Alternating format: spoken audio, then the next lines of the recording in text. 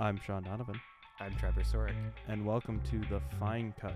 Today's episode, we'll be talking about the new film that was released in theaters this week, Teenage Mutant Ninja Turtles Mutant Mayhem. This is the 7th film based on the Teenage Mutant Ninja Turtles brand, I guess. And it is the second that is animated. And so, yeah, we'll be discussing that as well as some stuff here at the beginning. Second animated one? Yes, there was an animated one in 2007. They've tried to do it live action that many times? They've done 5 live action films. That's crazy to me. But then we're going to be discussing right now some news that has come out about films, especially the first one that I wanted to bring up, and that is Barbie trucking along, just kind of trucking along. It crossed $1 billion. It should cross $1 billion this past weekend. Wow. So you said trucking along. They should do a crossover with Hot Wheels. That's Mattel, right? Yeah. They did do a crossover with Hot Wheels for the branding of the movie. There's like a pink Corvette, like a remote control car, and on the what? I didn't see that. I'll show you it after, but like on the like steering little controller, it has just Hot Wheels like on top. They really like, but it's pink. If they're gonna do like a movie for like every brand they have, Hot Wheels should be one they actually do. Like actually, you know. I think Hot Wheels would be an interesting one, but yeah, Barbie crossed $1 billion. That is insane. It's all right, I guess. Yeah, and I think Oppenheimer crossed 500 million, so it's still going. But yeah, Trevor, how's it been with you? Should ask. Didn't ask that. I normally ask that. I got a lot of sun today. Yeah. Yeah, but made me think about like Oppenheimer a little bit. Just getting sunburn is Oppenheimer. Yeah, made me think. Oh man, like this is bad. Like imagine like 1 billion times worse. Just from the. So what you're saying is, the nuclear bomb is just like getting a sunburn, but 1 billion times worse. The sun is just nothing but radiation. So. Okay. If you think about it. Okay. Yeah. The other thing is that we're not going to cover though the Meg 2. What? Why not? There's a reason. It's not good. Did that coincide with Shark Week? No. I feel like there was Shark Week stuff. Shark Week happened 2 weeks ago. Oh, okay. I'm like remembering 2 weeks ago. Yeah. Yeah, no. I didn't want to see it. Side tangent, have you seen some Shark Week content that they've been churning out lately? No. Like I don't even know if the Discovery Channel like exists as a thing anymore. Cuz like they only come around for Shark Week. I think it was on Animal Planet. Well, Discovery is the channel that like made Shark Week a thing. I think I was technically watching Animal Planet, but whatever. The shows that they put out for the Shark Week stuff they're so bad. I'm looking at the schedule, and here's some of the ones that I just saw that are like my favorite names for the Shark Week. It is so this happened back in July, the week of July 23rd. Oh, really? Okay. So on the 23rd, there was one called Jaws versus the Meg. On the Monday, July 24th, there was one called Great White Fight Club. Of course. July 25th, Raiders of the Lost Shark. All right, that one gets July 26th. There was one called Cocaine Shark, as well as Air Jaws, Final Frontier. See, like, I remember a time when these channels actually put out educational, informative content. Hey, what are you talking about? Cocaine Shark is educational content. No, I assure you, it's probably not. It's very over-dramatized. It's probably terrible, okay? You never know that. Okay, to be fair, I didn't see that one specifically, but the one I was watching was absolutely terrible. Oh, come on, it's a on the Wikipedia page, it says Cocaine Shark is a 2023 horror film originally released in Japan under the title, I'm not going to butcher that, but it was renamed in order to cash in on the release of Cocaine Bear. Oh, gee, who would have thunk? You know? Like, The the premise is a drug lord creates a new drug called HT25, which is derived from sharks kept in a secret laboratory. what? What does derived from sharks mean? It comes from sharks, I guess.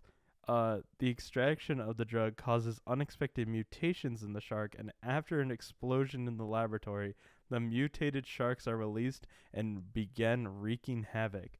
The film features various mutated creatures, none of which are actually sharks on cocaine, as the title would suggest. What a travesty, dude. Did you say that? Was that actually airing on TV? I'm assuming. Or is there just a show? Oh, wait. That? There was one. Cocaine Shark is a different thing.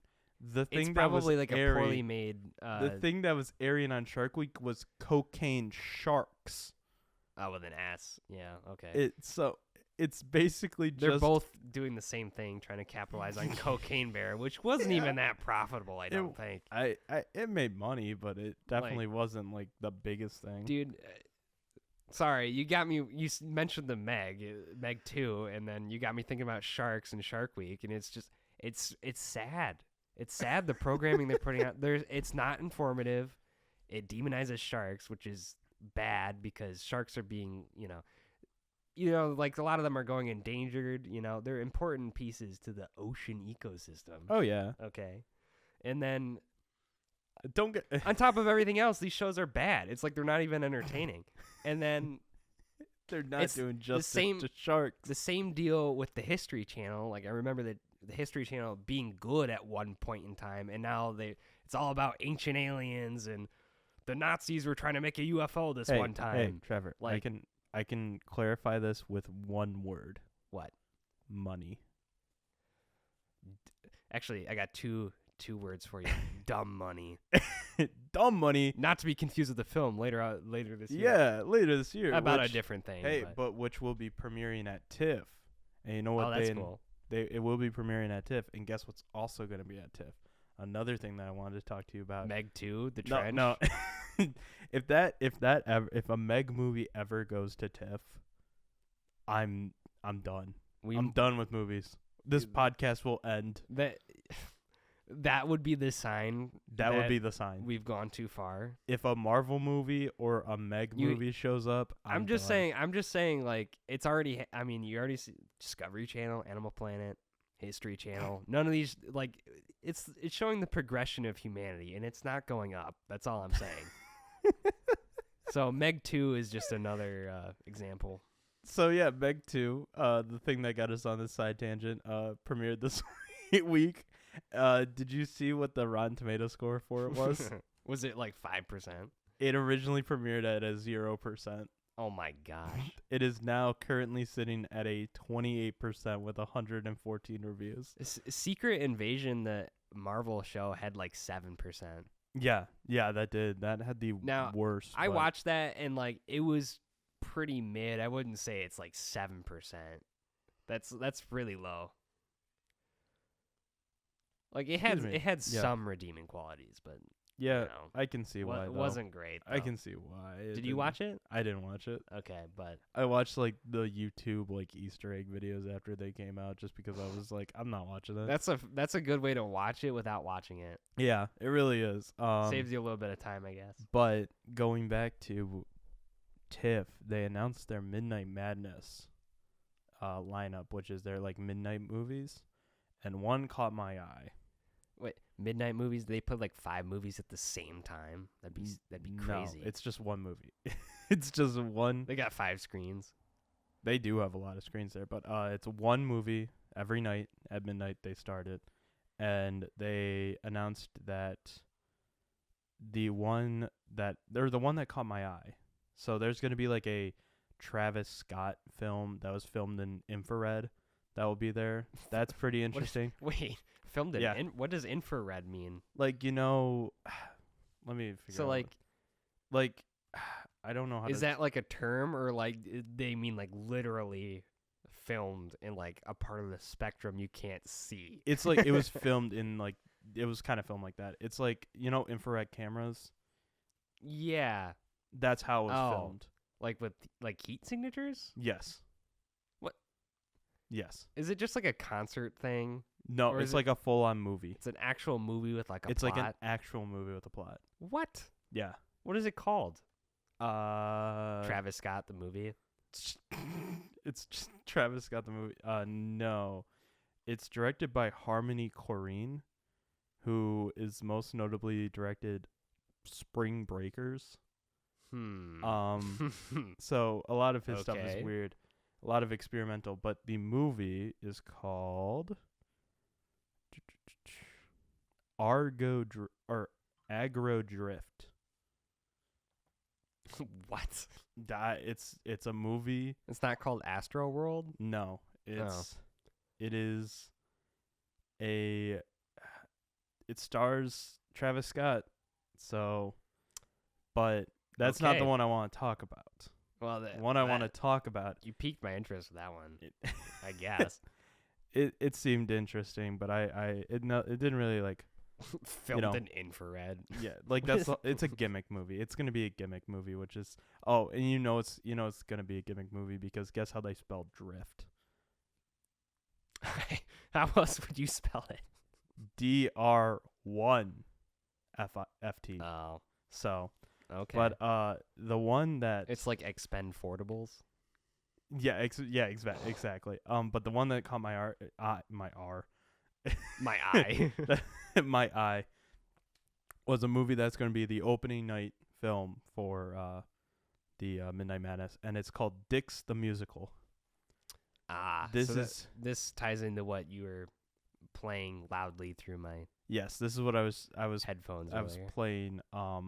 So this movie, I just wanted to talk to you about it because it's from the producer of The Greatest Showman, and it's from the director of Borat, and it's an A24 film.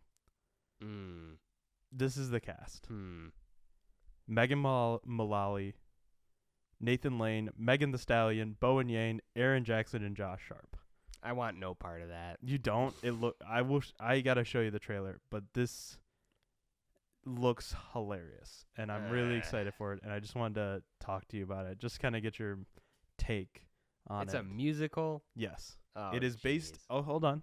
It is based on an actual musical that Aaron Jackson and Josh Sharp wrote. And not to say that, putting swear words in movie titles are bad, but I really, really wish that they used the original title of it, because the original... Was it even better? It was called Fucking Identical Twins. So Dix the Musical is now Fucking Identical Twins. Or I have so many questions. Or reverse that. It's Fucking Identical Twins is now Dix the Musical. No, I got that. You didn't confuse me with that. I know it. Okay then. All right. But it's a musical, you said. Yes. Oh, geez. I feel like if you saw the trailer, it would change your mind, because this is the plot. This is the description. Two self-obsessed businessmen, writers Aaron Jackson and Josh Sharp, discover their long-lost identical twins and come together to plot the reunion of their eccentric divorced parents in this riotlessly funny and depraved musical from comedy icon Larry Charles, Seinfeld, and Borat. Also starring Megan Thee Stallion, Nathan Lane, Megan Mullally, and Bowen Yang as God. As God? As God. Okay. So, plus also it says featuring the Sewer Boys. And they look like they are puppet creatures wearing diapers.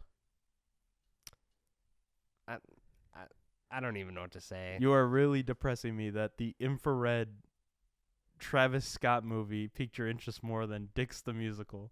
Okay. Well, I was exaggerating with my interest level. Sure you were. But yeah.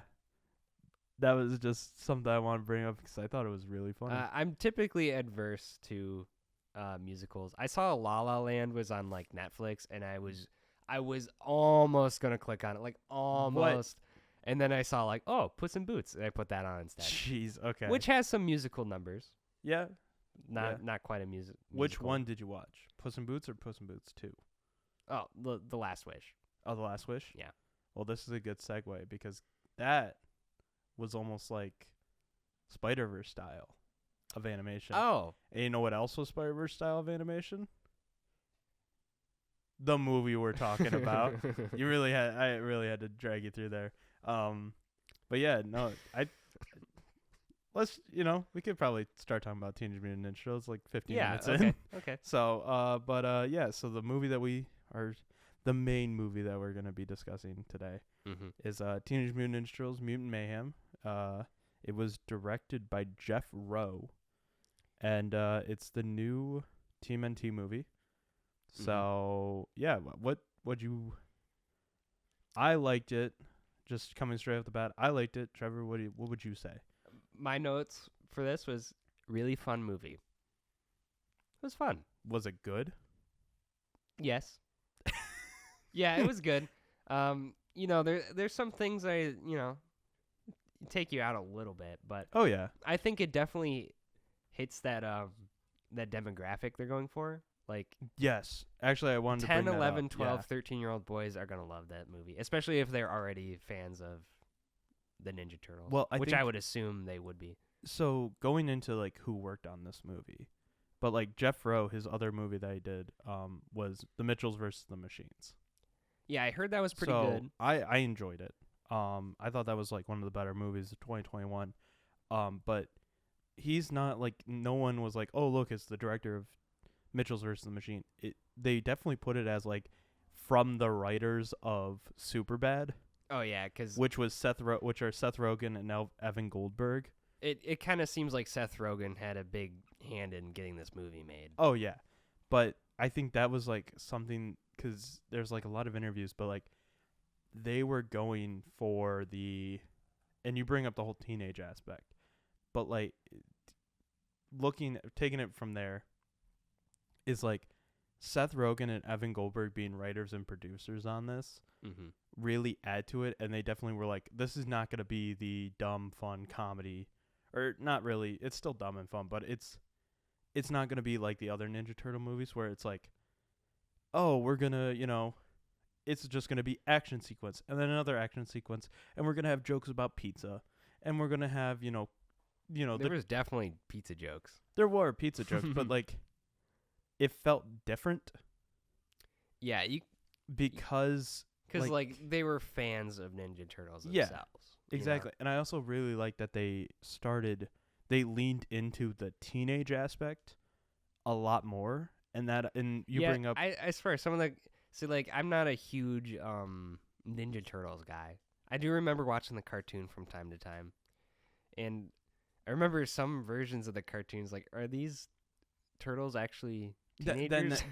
That's like, these are that's like the first thing I thought fully of. grown mini turtle Batmans here. Yeah, that was the first, when I came out of the movie, I was like, the sad thing about this is that I personally think that not a lot of people are going to go see this, or at least the demographic they're going for is going to go see it. Because I would say their demographic, and I don't know if you would agree, would be like 13 to 17-year-old boys. Yeah. I'd say that's the demographic, but it's in that weird range of like, it's an animated movie, so people like they would still think it's like a kids movie, and they don't want to do that, so they want to go see movies like Meg, the Meg 2, or Insidious, the Red Door, and so that's. I don't think anyone saw Insidious, but it made some money. Anecdotally, I'd say no one saw it, but I'm gonna prove you wrong right now. Just I'll be disappointed, I'm sure. Yeah, but I get what you're saying, because but I think they're definitely going for the whole like, well, Spider-Verse came out, and that was actually, yeah, but that's like a Marvel movie. Yeah, it's a Marvel movie, but like it's similar in style, and then like I think like I mentioned, Puss in Boots: The Last Wish, I just happened to watch this week. Same kind of art style, but like got a lot of praise for being kind of like a more mature movie, a little bit. Yeah, but it was still like, it still was kind of like oh, this is a movie for the family. I think this movie probably wouldn't have come out like if they had not like those other two movies didn't prove that there was like an audience for the. Well, I mean, like these animated movies that are like not just an animated kids movie. There's like more to them. Like that's what they're trying to sell you. You know? Yeah, I feel that. I mean, it is the highest rated Teenage Mutant Ninja Turtles movie. I believe that easily. Like, especially when you, well, I mean, you can, consider, honestly, Teenage Mutant Ninja Turtles as a brand kind of going through, like, they went through some damage, not going to lie. yeah. I mean, first of all, it's been a long time since they've had, I feel like a show, even, like, there hasn't even been a show, right? There's been shows. There's been, like, new versions. I gotta look up the whole, like, history like, of Teenage Mutant Ninja Turtles now. Probably, like, the last movie was the Michael Bay one. The last movie, technically, there was 2 movies. I didn't include them when I said, 7, because they weren't technically released theatrically. They were continuations of, like, a cartoon series. One of them I think is. Mm-hmm. But one of them came out it came out last year, actually. Really? And it's called Rise of the Teenage Mutant Ninja Turtles, the movie. And that premiered on Netflix. Okay. But, and honestly... that one didn't generate a lot of buzz, I don't think. Not at all. And then there was one in 2019 called Batman versus Teenage Mutant Ninja Turtles. Okay, that's more my speed. Crossover event, let's go. Yeah, it was like an animated, but even then, like, going to the whole... Because I really want to keep talking about this whole, like, where it's, like, teenage... Like, they really put their emphasis on these are teenagers. Here is some of the voices for the Turtles in those 2 movies. So, for Michelangelo in those 2 movies, one of them is Kyle Mooney, who is an SNL alum, and I think is, like, 32. Yeah, he was born in 1984. Yeah. So... that would make him 38. So not Kyle exactly Mooney, a teenager. But of course, like when it came out 2019, I'm not gonna do math, but he was a little bit younger. But it's still, yeah, in his 30s. Michelangelo for Batman is him. Then there was, man, they do not have anyone else. They have Baron Vaughn for Donatello, which I don't know who this is at all, but his age is 42 currently. So he was in his like 30s. 37 or something. He was like 37 when he did that. Then there was Darren Criss. Or like, I'm doing math bad, but yeah.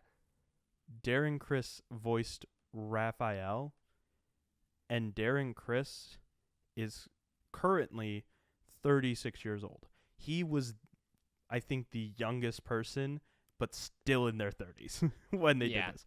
So that was that. And then Rise of the Teenage Mutant Ninja Turtles had Ben Schwartz as Leo, who is most famously Sonic. He is, let me look up his age. Sonic, like in the movies, yes. Like that they just made? Yes. Like the animated ones? Yeah. Not the live action ones, yes. Ben Schwartz is currently 41. So he was 40 when he did the voice for Leo. He's a good voice actor. He's a good voice actor, don't get me wrong. But, like, that is, like, what I said is, like, this movie, Mutant Mayhem, definitely focused on teenage a lot more. They actually got some teenage They voices? actually got some teenage voice actors. So the voice actors for the Turtles, and we can go into the voice acting, were Micah Abbey for Donatello, and this is his first movie that is considered this is his first movie that is on Rotten Tomatoes. Debut. Then there's Shaman Brown Jr., who is also, this is his first movie. All right. Then there's Nicholas Cantu, who is, it's not his first movie. He was in The Fabelmans, but he's also most well known for being the voice of Gumball. Like from the cartoon. From the Cartoon Network show. Okay. The Cartoon Network show. So, and Micah, Abby, and then I didn't put. I didn't say Who's the fourth one? I didn't say who was Raph, but Raphael was voiced by Brady Noon, who is actually kind of The outlier. not an outlier, but he's kind of like a seasoned voice actor a little bit. Okay. Because he's voiced Greg Heffley in Diary of a Wimpy Kid, like Disney Plus movies. But also he was in. I didn't realize they did I know they did live action Diary of a Wimpy Kid. That's no, they have animated ones. But he was interesting wormhole to go down, I'm sure. Yeah, that is. Yeah, we could. But that is, and then he was also in Good Boys. That came out in like 2017 or 2019. So they got some younger people. Yeah, Micah Abbey's age is not on here. I'm trying to find it, but it's not. Let's go to famous birthdays. I mean, we get He's 15 years old. No way. Micah Abbey is 15 years old. Brady Noon is 17 years old. Shaman Brown Jr. is the oldest at 19 years old. That makes sense. You know, I like along with Nicholas Cantor. So they did a great job, and you can't even tell that that's like some of their debut. Exactly. Like they did great. But that is like when I walked out of the theater, that is the one thing that I loved about this. That's definitely the takeaway for me too. Like they focus so much on the teenage aspect. I mean, people were pointing out that I think it was Donnie's wearing a JoJo's Bizarre Adventure sweatshirt, and there's a lot of anime references. There's a lot of like TikTok references. There's honestly there's kind of too many references to the real world. That's a thing that I put in my notes. The thing kind though of bugged me. I didn't mind it though because like they name dropped Mark Ruffalo as the Hulk, which is that was one of the weird. Okay, I'll admit that was like a weird one where they were talking about Endgame there. But they mentioned Drake and Adele. But like even then, like it's still like that's what they talk about. That's what teenagers talk about. Do they though? We work with a bunch of them. Do they talk about Adele? They don't talk about Adele, but or I feel Drake. Like they don't talk about. They talk Drake. about Drake. No, they talk about Drake. Mostly, I can tell you that in an much. ironic fashion. No, I feel like they talk about Drake as he's the GOAT. I have heard that come from one of the coworkers' mouths. I have heard that. That's crazy. So, right, well. But that's why I like the real world references is because it actually like it helped me believe that these people were on like the Turtles were teenagers. That note for me just shows that I'm old, I guess. I did walk out of the movie being like, man, I'm old. I didn't. I felt a little bit annoyed, but but at the same time, I did like it that it helped me. There were definitely a couple references to real world things that did take me out a little bit, just because it's like, you know, like, can you give an example? Well, I'd say the Mark Ruffalo one definitely took me out the most. I would agree with you there, but even then, totally unrelated. Well, kind of, but so like you say, like they did a good job with the Turtles. Totally agree. And then for the other mutants who are supposed to be like the same age, they like just ignore that. Because then they have Seth Rogen and Ice Cube and Paul Rudd, all very old people. Yeah, I think that's a good like kind of segue into the other characters. So it's not a TMNT film without some big bads. Like they established that all these mutants were generally created around the same time from the ooze, right? And yes. I guess the one thing is like they're different ages when they were affected by the ooze, and that's kind of, I guess like that's also, the loophole there. I think like so that's why you can have Ice Cube. We really did not put a spoiler warning or anything on here, but well, we didn't get into the plot yet. That is true. That is true. Well, I think it's talking a good about time. Voice acting. Yeah, we'll hold off for just a second. So I guess Ice Cube was like a really old fly when he got mutated. But he was like a baby though. Like in the first. Oh yeah. How does that logic work? Yeah, I think. And man, Giancarlo Esposito wasn't used a lot. Yeah. No. Yeah. Yeah. He's got such an iconic voice, and you're not going to use him a lot. Yeah, I think we could go into a little bit more of the voice actors who are in this. So, along with Yeah, The Turtles. I had there is some a thoughts. lot of voice actors. Turtles in did this. amazing. Well, I just kind of want to read off some of these names that are attached to it. Because there's some names I'm like, who were they even in the movie? I can read off their character names for you if you want. That might help because there's some like I know that are in the movie and I'm like, who are they?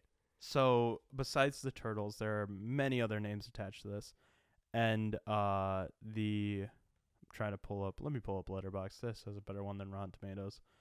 The first one that I think is most well known that he is in this movie is Jackie Chan as Splinter. Jackie Chan as Splinter was great casting.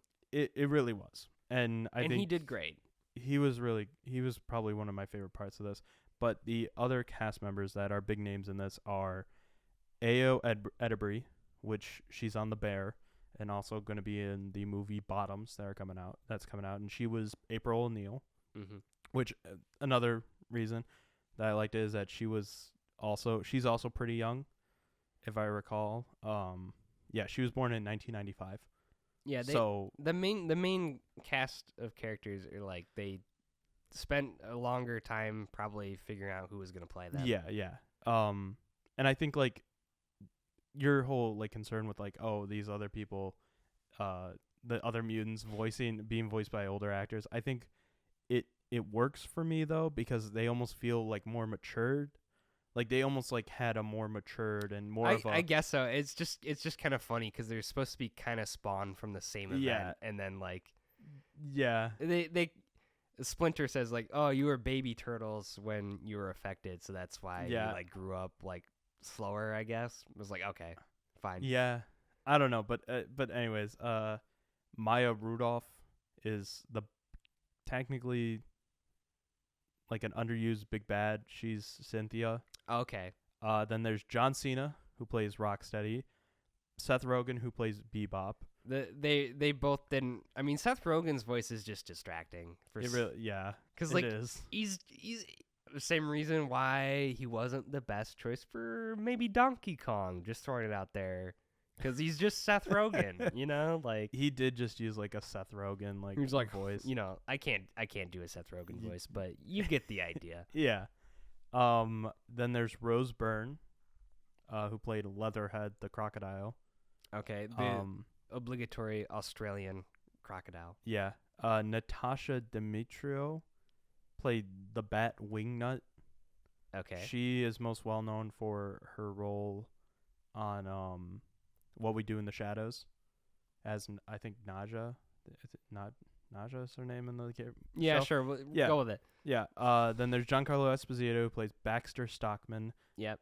Ice Cube, who plays Superfly. Paul Rudd as Mondo Gecko. Post Malone as Ray Fillet. Yeah, so that was Post Malone? Yes. So, like, and then I knew Post Malone was in it, and I was like, which one was he? And it makes sense that he was the one that was singing. Yeah, he was the one that's singing all the time. And then Hannibal Buress as Genghis Frog. I did not recognize Hannibal Buress at all. He was like the small little frog guy. Yeah, but like I didn't recognize that as his voice at all. Yeah, and this is kind of where I get into what I wanted to quickly say before we go into spoilers. Hey, hang on. Why did it say introducing Paul Rudd as Mondo? I did wonder that his too. First voice acting? I don't think so. It can't be. Let me look it up. Mondo Gecko is gonna be a huge character. We gotta establish him as Paul Rudd or something. Hold on. It said introducing. I know. Oh, is that because he's like an original character for the movie or something? No. I can guarantee you it is not his first voice acting role. Well, I meant like Mondo Gecko, the character. No, Mondo Gecko is a character from like TMNT history.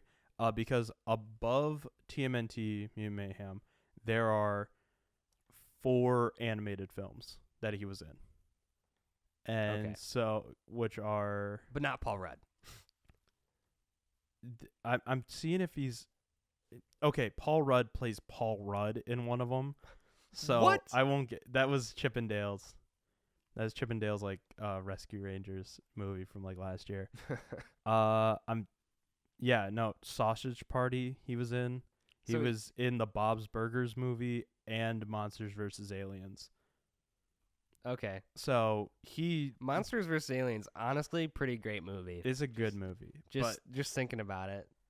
But yeah, like that was weird that it was just like introducing Paul Rudd. Yeah, I know. It was like, what is he being introduced? I don't know. I really don't. That was like that. Yeah, that was introducing weird. Paul Rudd AI voiceover or something. Yeah, he's just like, guys, I got to voice Mondo Gecko, but I also Abracadabra, bro. Oh my god, I feel like you really, really love the puns in this movie. No, I didn't. Oh, what really? Okay, just because I make dumb jokes, you think you make a lot of puns? Are those even puns? Yes. That's just goofing around. You've made a lot of puns. That's not even like a pun though. Like a pun is supposed to be like. That's not. You're missing the point of what a pun is. I think, but. Oh, all right, fine, but yeah, that's like a really good cast. I mean, there was a lot of good people that worked on this film as well. Yeah. Did you see also who did the music? No. It was Trent Reznor and Atticus Ross. Oh, okay. Now I remember seeing their names. Yeah. Which have you looked at the soundtrack? Before we get into spoilers, music is definitely a big part of the project. Very much, but so just like Spider-Verse. I keep forgetting that they worked on Empire of Light. This is their first soundtrack since Empire of Light that came out last year.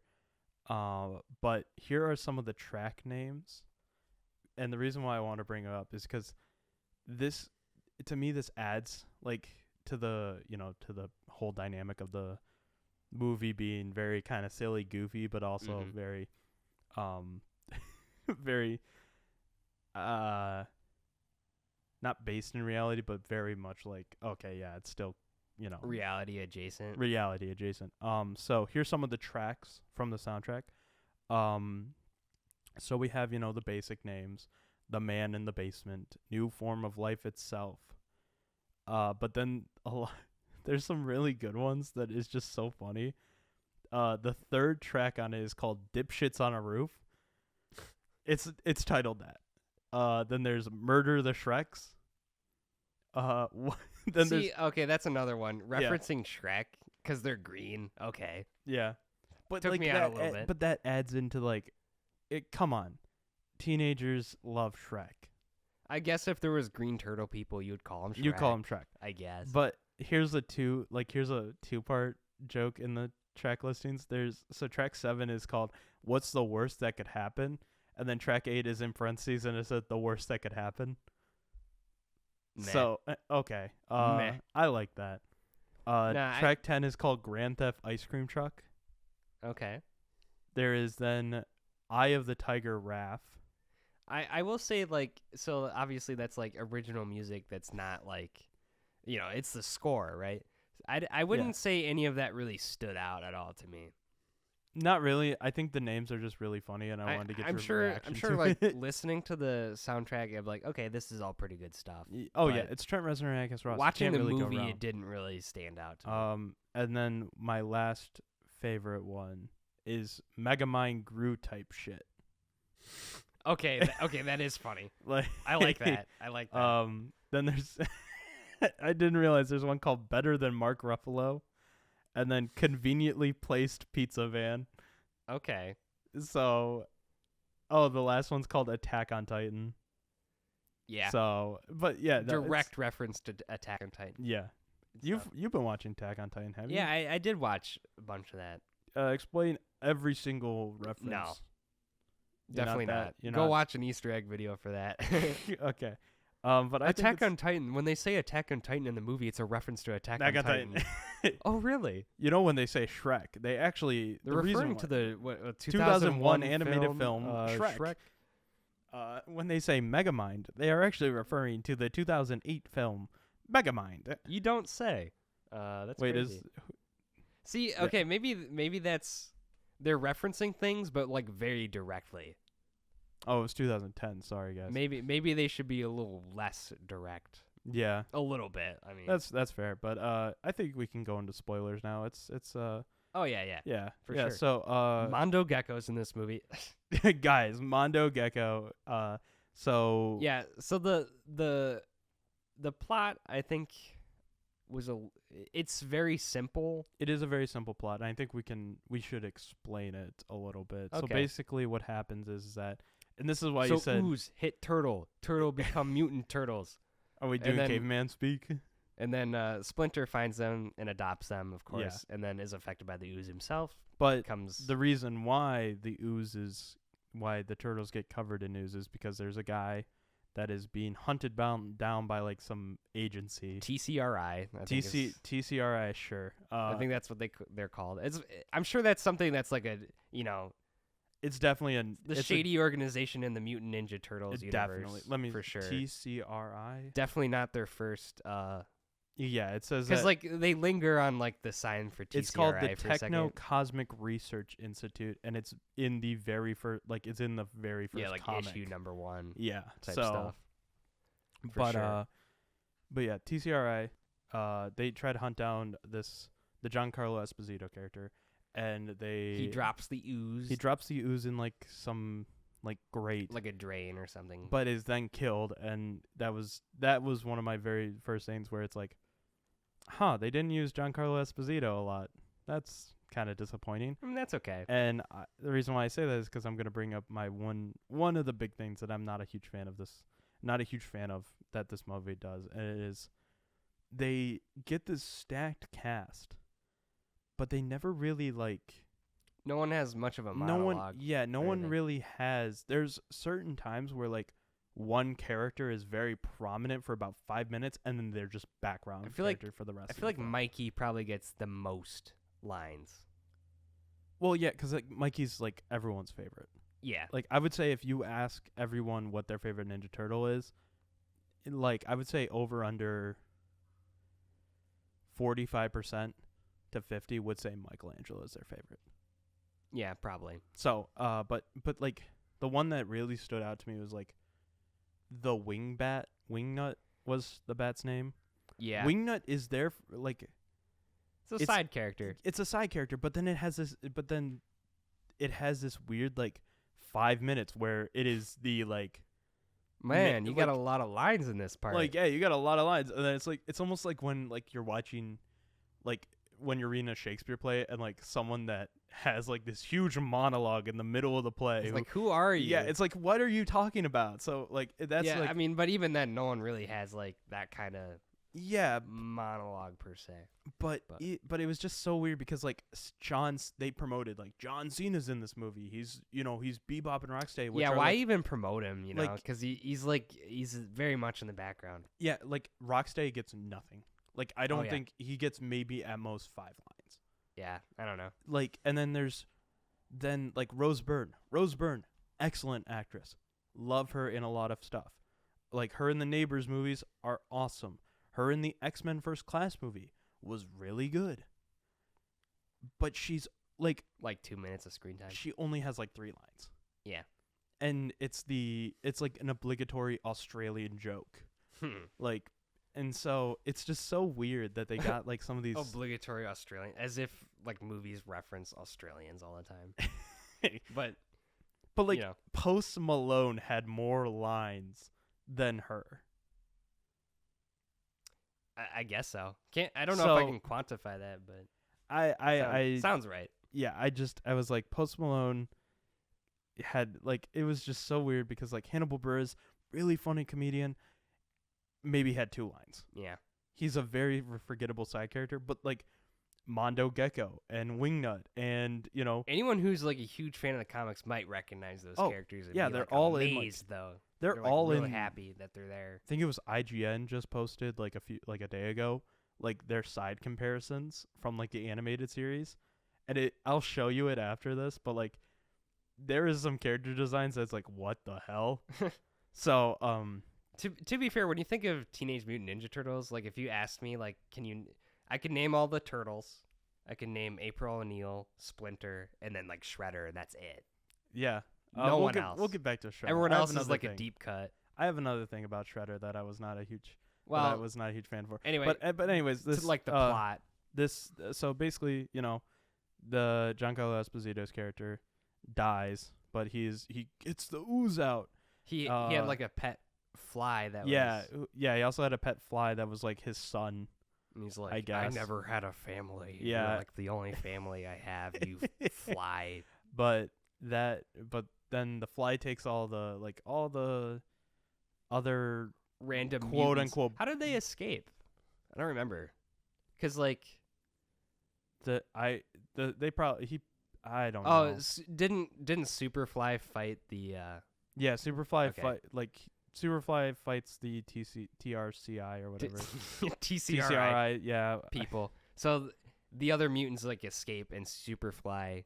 Well, Superfly escapes with them and Yeah. then like raises them, and then So they're drawing a parallel between Splinter and Superfly. Yeah, so that's like they go off to there, but then one can of ooze falls in, and the turtles get covered in it, and also Splinter gets covered in it, and Splinter grows up to be like a 28-year-old single dad with 4 turtle kids. But then it cuts to 15 years later, and they are now the Teenage Mutant Ninja Turtles. But they're not actually, they don't actually fight crime. They just go out and get cool ranch Doritos. I mean, that sounds and like me. Watch Ferris Bueller, but not like an animated Ferris Bueller, the actual movie. Yeah, okay, that's another thing that kind of took me out a little bit. Like, direct reference to thing that's not... See, like, the actual footage of, like, real people thing was funny when they were doing, like, the little ninja training montage and, like, cut to, like 80s training. Don't they use Jackie Chan in that a few times, too? It probably has... It probably has feel like they some did. Jackie Chan footage in there, which would just make sense, right? Yeah. That didn't bother me as much because it was funny, but, like, just... Ferris Bueller. It's like, okay. Sorry, I'm looking at some of these. Some of these names. I'll definitely get into some of the names and this goes back to the whole like why I love like the kind of teenage aspect is like they would name their characters ridiculous, and like the soundtrack is like Gru, Mega Man Gru type shit. Like that's like a teenage thing that someone would name their track. I guess the director of the film has a cameo voice in it. And his character is called Man Who Loves Being Young and Free to Go Places. That's the character's name. Then there's Sign My Baby Mom, Helpful Construction Worker. Yeah, there's some funny credit names, So, but anyways, they, but the Teenage Mutant Ninja Turtles want to get out, and there's a crime spree going on by Superfly, who the citizens of New York don't realize is an actual fly. But then they team up with April O'Neil, who wants to basically expose Superfly and like get the cops. Like this 16-year-old girl really wants to just also be like a journalist. Be a journalist and bring down an empire. But all journalism students always go after the local criminal. The New York City super criminal. That's like, what maybe start out smaller there, April. But so they team up with April to figure out who Superfly is, and they do. But then I like that, like, oh hey, you're mutants. Oh, and then Ice Cube is Superfly, lets them in, like, hey, we were created from the same incident. And we're cousins. So we're cousins. Yeah. We're basically cousins. I actually like that part a lot. I think that does a lot for the movie because it's like, it really it almost puts like, and this is one of the downsides to the film that I think it's the like you're expecting them to be the good guys as well. It's a very obvious red herring. Like, but. Ooh. Like the other mutants, you mean? Like the villain of this film switches like 3 separate times. Does it? I would say. Because they're like, oh, the villain's Superfly. Oh, Superfly is really cool. Then there's like really no villain there for a minute. Okay. And then it like is like, oh no, he's turning them into mutants. We gotta stop. And then Superfly's whole deal is like the humans suck. Yeah. Let's make everyone into mutants. Let's make all the animals into mutants and kill all humans. Yeah, very similar idea to some X-Men comics, I would say. Yeah. But that's okay. But well, Rose Byrne was in, and so The connection's there. but then when they failed to like stop Superfly for there for a second, the TCRI Well, yeah, they have to come Kinda in and come in. remind you that they're like pulling They're strings there. behind the scenes. but then when they escape, they're just not in the movie like for the rest of the thing. They got to be the scheming in the background. Like they don't give the Cynthia character any like Yeah. motivation, Yeah, but the reason why Other it's than, so like- weird to me. personal gain. Yeah. But like it's so weird to me because then it switches back to Superfly as the villain. And then he's the only villain. Well, I think Superfly. I mean, Like it feels like I'll say this. It feels like the TCRI, honestly, what they could have done. Like it feels like that one scene with them and the whole milking, which is kind of okay, yeah. hang on. We got to bring that. You brought that. So like they have this joke. Like Splinter is worried that, if you turtles keep going to the human world, they're gonna capture you and they're gonna milk you. Yeah. And then that's, like that's, they say that's like the term we don't they have use. nipples, which Yeah. I want to They say really milk hope, you. I really hope I have a feeling that's a reference to the other turtle. Do you know about the girl turtle that they tried to set up in like the 90s or I'm late gonna 90s? stop you right there. I do not care. Yeah. Yeah, so they mentioned that joke like 3 times. And then it turns out that's actually what they want to do. They want to capture the turtles and milk them for their blood, which has like mutagen ooze particles in Yeah. it, and use it to make It super soldier animal people. So like it does pay off, I guess, but I'm just thinking this is the world's worst Chekhov's gun Yeah. because it's yeah, like it really is, yeah. you make the joke like the first time. It's funny the first time, I guess. Well, Because it catches you off guard It's a little literally bit. all leading up to when Splinter. They mention it like 3 or 4 times though, Yeah. and then like. But it is really all leading up to the one joke of that one shot of what the machine is called. It's like the Milking Machine 3000. yeah, they brought it up again. It's like the post Chekhov's gun. Like that's like the Yeah. 5th thing they mentioned. Exactly. It's like it's that's all it's leading up to. it's like some young moviegoers will think that's the funniest thing in the world, and like all the power to but that's them. that's but another thing is like I'm sure Seth Rogen thought it was very funny. he probably was stoned out of his mind when he thought that up though. Yeah, Which maybe going honestly, to see this maybe that helps. maybe going to see this high might work. Yeah, I know what I'm doing in a few days. We probably didn't watch Mutant Mayhem in the right frame of mind. Oh, perfect. That's yeah. So, So all quarrels that we have with it will all be solved yeah, by just so, getting high as hell. Yeah, so watching Superfly wanting to kill all the humans. The turtles don't feel great about that. And Yeah. Then he gets mutated again and becomes like a huge attack. he becomes like a kaiju. Yeah. And then like all the other mutants side with the turtles. Like we gotta stop. But Superfly. then society says they're bad. And Well, that's a big theme with the Ninja Yeah. Turtles. Is like they can't be on the surface world because they won't be accepted by humanity. And that's great I'll say because there's it's a very there's complex- layers. There's layers to that. yeah, it's a very complex story for like Obviously. a teenage, like a very I hope the dumb, fun nuance of comedy. that aspect of the themes don't go over anyone's head. But Yeah. something about people in society being marginalized or not accepted. yeah, by Mr. Beast. No Although- less.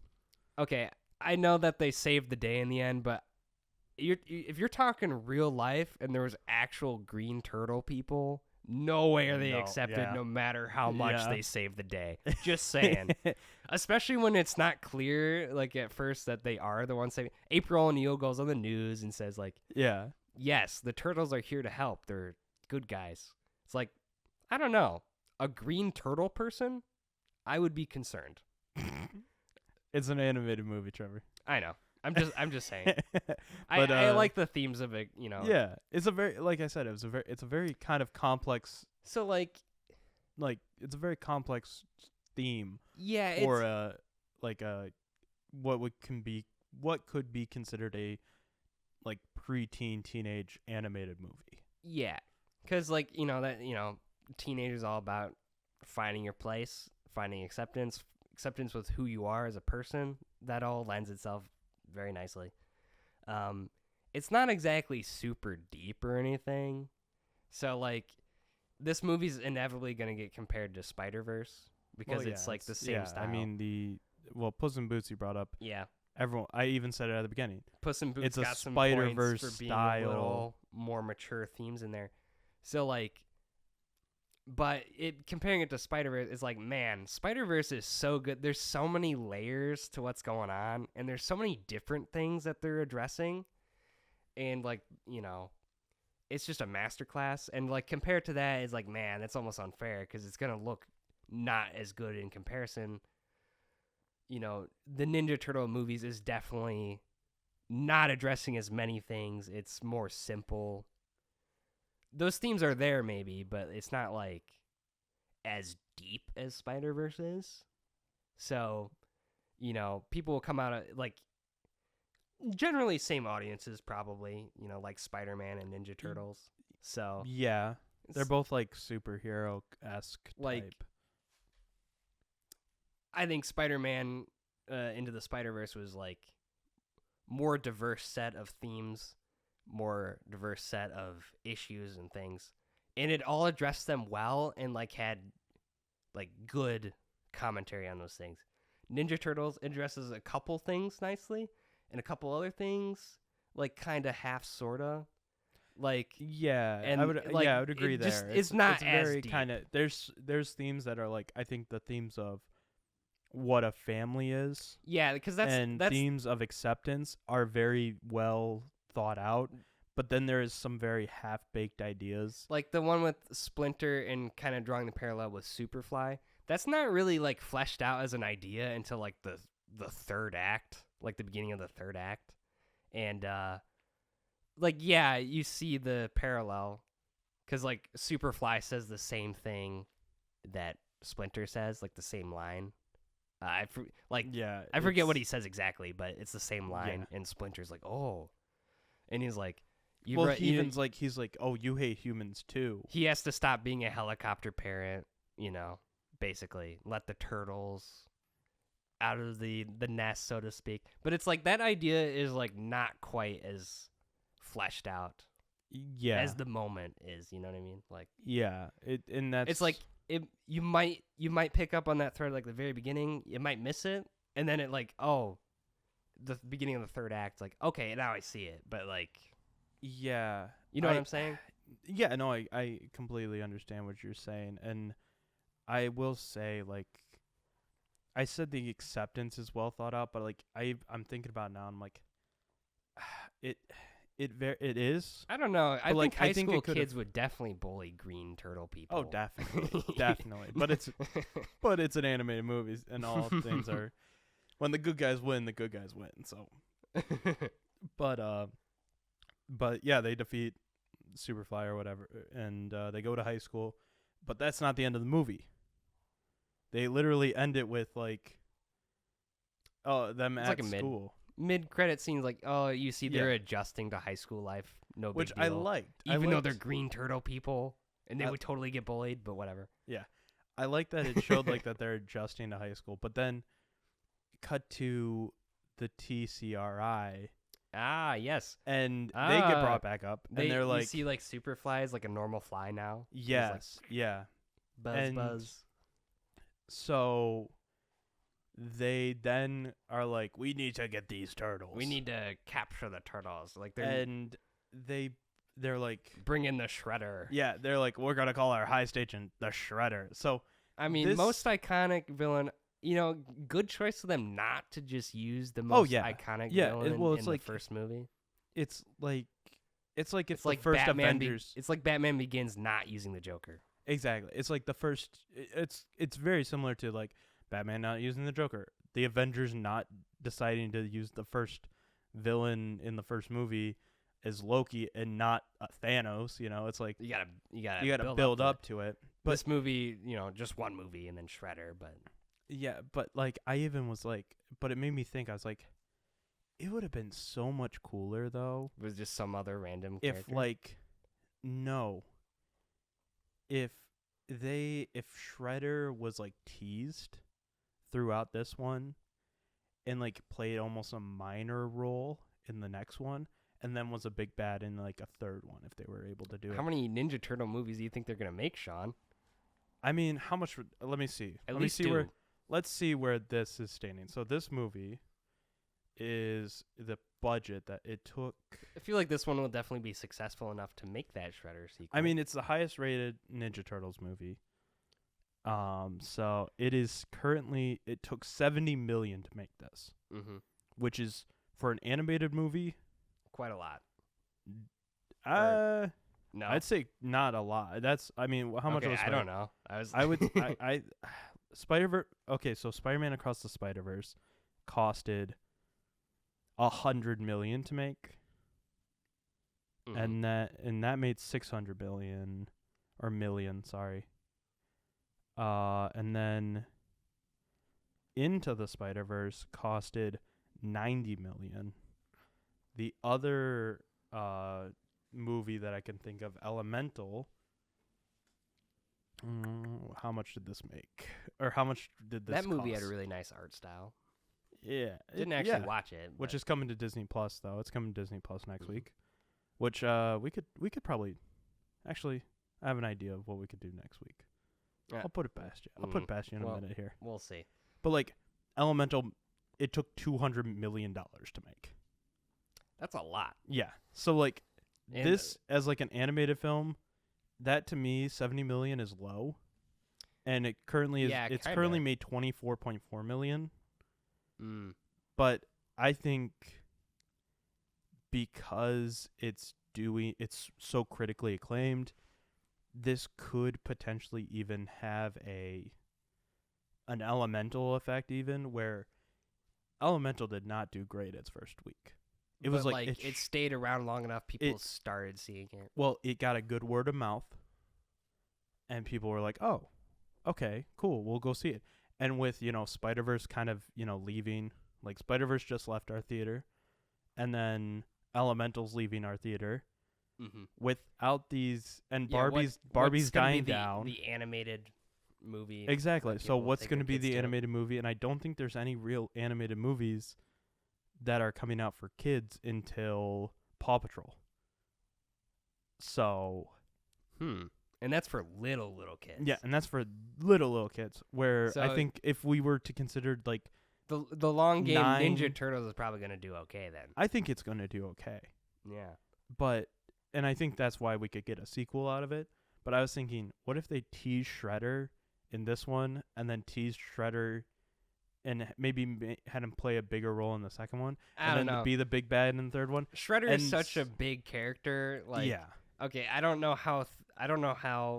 But I enjoyed that he wasn't in it. The Ninja Turtles like rogues gallery is, but I imagine after Shredder, you're probably scraping the barrel. Like Superfly was probably like the second biggest one. This is the thing though. It's like, so the first one I think Superfly. And it has that kind of like it would have had that effect of like what was it? Kind of the Guardians of the Galaxy effect, where it's like, oh, it's kind of this unnamed, or even like the Spot actually, where it's like this kind of side character, but I think they did a really good job with the villain, and it almost kind of, he's. Hold on. I like the movie a lot. I do think like. Oh, Superfly's motivations are kind of simple. Like, shouldn't he feel a little more conflicted about all humans are bad when his creator was a human? Probably, right? Maybe, but he, Giancarlo Esposito's character. Shouldn't he feel a little conflicted? Giancarlo Esposito's character turns into Superfly in like the lore. Oh. So what I was thinking is like the first one, you first and foremost, you could even, voice change a little bit. The Fly with Jeff Goldblum. But my gosh. Imagine if it's like, we had the Baxter character turn into Superfly and he has mutants. Okay, sorry. Why didn't they get Jeff Goldblum instead of Giancarlo Esposito? Because Giancarlo Esposito's cooler. That would have been a fun reference. that's not a direct reference. Like, That's it's true, like yeah. someone might not get it.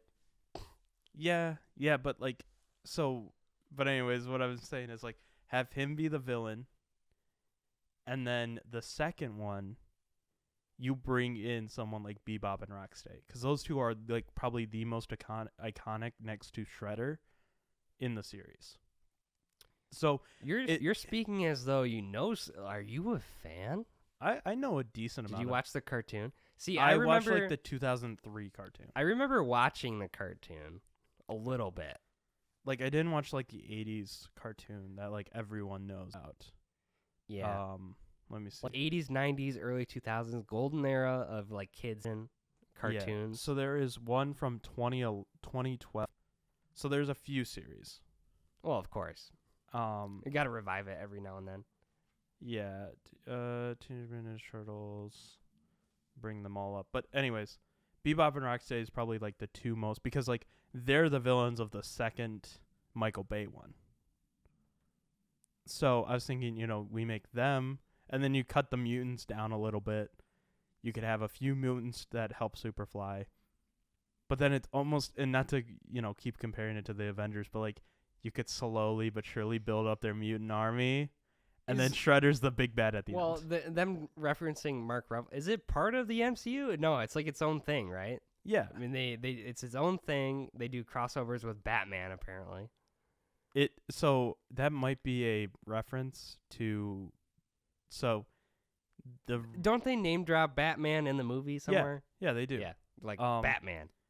Well, the original like thing that TMNT was like based on is like the ooze is actually supposed to be the first thing, or is supposed to be the same thing that blinds Matt Murdock. Yeah, like Daredevil. In Daredevil. Yeah. So like there is some ties, but like it but I'm just saying, like, imagine if it was like it slowly MCU build up crossover. Slowly build up to Shredder. So like in our universe, you guys are just movies. Whoa, sorry. Or something like that. My mic's moving. Wouldn't that be dumb? It would be if they like if they did that to like. They should definitely keep it as its own separate thing. Oh no, I know. I'm just saying, what if they did like an Avengers thing where it's like they built up to the big bad, and the big bad was Shredder. I don't know. I feel like, 'cause I mean, like Thanos, Ninja Turtles doesn't have. Well, like Thanos did the same thing in Avengers where he only showed up at the beginning, and then I don't think Ninja Turtles is as expansive as a brand as like just like Marvel is, right? That's true, but I feel like no one's like, it's still no a one knows decent who enough Mondo brand. Gecko is. Yeah, then you have him in this one, and then he kind of helps in the second one, and then helps in the third one as well. Like I feel like a lot of people know Ninja Turtles lore other than Shredder. Well, then and they did a good job. Well, like I said, not nobody using knew who the Spot was until Across the Spider-Verse came out this year. Like it's kind of the same thing. So I'm just saying, I thought it'd be a good idea. So, yeah. I mean, random thought in my notes I had is like, people who don't know Ninja Turtles are not gonna know which turtle is which. I think it's they are such in like the they have public conscience that I like at least the names. I forget which one is which color all the time. Okay, which one's the blue mask one? I want to say Mikey. No. That's Leo. Well, blue or purple? Blue is Leo. Purple is Donatello. You know why I think that? Because blue, Leo, he's always saying Mikey. Yeah, exactly. Yeah. Because he's always talking to Mikey. Red is Raph. I get Orange that. Red is Mikey. R Raph. I get it. Red. Purple is Donatello and orange is Mikey. Donatello is the one I just forget their name completely. Because, like... He talks about his big stick all the time. Well, okay, sure. The four Renaissance painters, it's like Donatello's the one I always forget. Yeah. So, makes sense. Yeah. But yeah, this is a fun movie. I like the part where they're like, what's our last name, guys? I'm like, yeah. I'll be Michael Angelo. That makes you Leonardo. Leonardo. Haha. That's funny. Yeah. I like that. But yeah, no, I think this is a fun movie. I think it will do well. I hope it does well. I sure hope so. I can't wait for the second one. Honestly, the third one. If they make a third one, I would love to see it as well. I hope the sequel isn't afraid to get a little more complex. Yeah, I think this one was complex, and I hope that they kind of keep that way. I like more complex. Because I found could you potentially the plot was see kind of boring for me a little bit, and that's what I'm saying. I think if we do the slow build up to Shredder, that it would almost flesh it out. It could flesh it out a little bit more of like, what Superfly is doing and what the Turtles are doing, and like what it bees. Random thought. Not to cut you off. Sorry, I have to get these thoughts out. So like when he's the giant kaiju and he's like, I'm Godzilla up in here. It's like, man, all these sewer creatures are really well initiated with human pop culture. It's like, well, man, they did have phones. They all had really, phones, though, and they all had books and stuff, and like in their rooms. But like, really cool, man, though. They know everything about pop culture despite living in the sewers. I think it would be really cool though to have an insert of shot of their phone, and it's like cracked. It's like obviously like an iPhone 10. Like someone dropped it down the sewer. Yeah, someone dropped it down the sewer. Like that. That would make a lot more. That world building would be really cool for me. I think they did a pretty good job at world building. I think you think said that small little things would help a lot more. Yeah, like things that they didn't bother to show you, but you can maybe infer that is the case. Yeah. Like, how do they charge them though? People lose their chargers all the time. Yeah, but do they have outlets down in the sewer? Maybe. Shit, you're right. Maybe one of those. Maybe we're poking these plot holes. Yeah, Seth Rogen. Did you come think at of that? But yeah, I mean, it's. I know you said you were kind of bored with the TCRI stuff, but yeah, like a shadow organization pulling the strings, like that's more world depth than you get from some things. That is true. That is true. It's like you don't totally get their motivations. I'm not complaining. I'm not get rid of the TCRI, but like I do think that they kind of just almost they're very much like a red kind of underutilized. They're underutilized. So, but anyways, think good movie. It's fun. Mm-hmm. Go see it. It's gonna hopefully it's gonna make some movie or make some movies. It's gonna make some. I hope it makes some sequels. But I do have one more question I want to put to you. Sure. Do you think that this could almost be on the scale of like Spider-Verse? I'm gonna say no, just because I feel like Spider-Verse is like specifically into this or across the Spider-Verse. I think is just like so perfect. Well, what I mean, I should preface this. I mean, could this end up being like not a sleeper hit, but like this kind of gets out, it comes to Blu-ray, DVD, people start watching a lot more, people go, oh, this is actually not a bad, okay, I'm kind of digging this because Into the Spider-Verse, it only made $190 million world or domestic. I'm gonna be honest, hot take. I think it won't have as much power as like Spider-Verse, Puss in Boots, some other animated films, because the direct references to things that it kind of hinges all its humor on. Most of the humor is like reference to real world thing. Well, you know what I mean? The reason why I say that is because it's not like organic humor. You know what I mean? Right now, TMNT is sitting at about the same like place Into the Spider-Verse was sitting at when it first released. The first one or the second? The first one. Like Into the Spider-Verse. Into the Spider-Verse. So that makes sense. Like, it only made, for its first 3 days, and this was in December.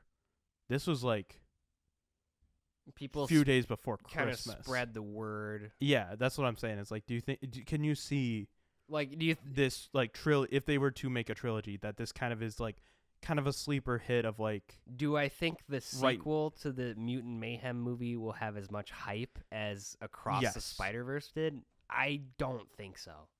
Okay. Because I just think Spider-Man is probably the most well-known, most well-liked character in like comic books ever, and Ninja Turtles are not number one. They're somewhere below. Yeah, I don't know where they would rank. It's probably Spider-Man, Batman, Superman, Wonder Woman.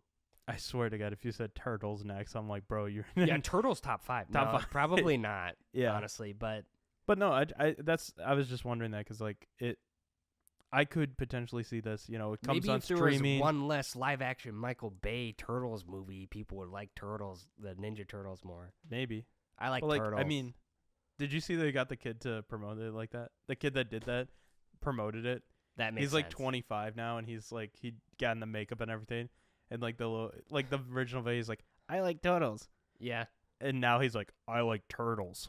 Like perfect, perfect. So, that's good marketing. It is. And also Mr. Beast being in the film. What? Did you not know that? Where?